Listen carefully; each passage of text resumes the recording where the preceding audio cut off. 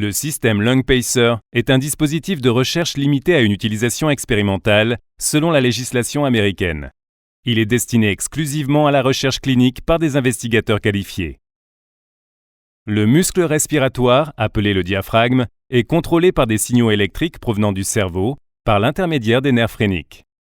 Le diaphragme se contracte, créant une pression négative dans la poitrine qui dilate les poumons pour laisser pénétrer l'air inspiré par le nez et la bouche, puis il se détend tout en expulsant l'air des poumons. Dans les situations médicales où la respiration est assistée par une ventilation mécanique, l'air est forcé dans les poumons par la pression positive du ventilateur plutôt que d'être inspiré spontanément sous l'action du diaphragme. En conséquence, il se peut que le diaphragme devienne partiellement inactif car le ventilateur mécanique fait le gros du travail. Des recherches ont montré que les patients en soins intensifs, sous ventilation, présentent souvent une atrophie du diaphragme dans les 18 à 69 heures, ce qui entraîne une dysfonction diaphragmatique induite par la ventilation mécanique.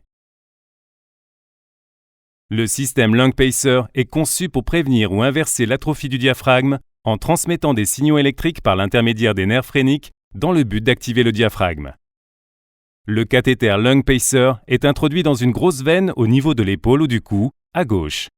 Lorsque positionné correctement, il chevauchera les nerfs phréniques droit et gauche. De faibles signaux électriques sont transmis du cathéter aux nerfs phréniques, entraînant la contraction du diaphragme et créant une pression négative, ce qui réduit le besoin de pression forcée par le ventilateur. Le cathéter Lung Pacer est un dispositif temporaire et facile à retirer. Il a pour but de conditionner et renforcer les muscles affaiblis et d'améliorer la fonction du diaphragme.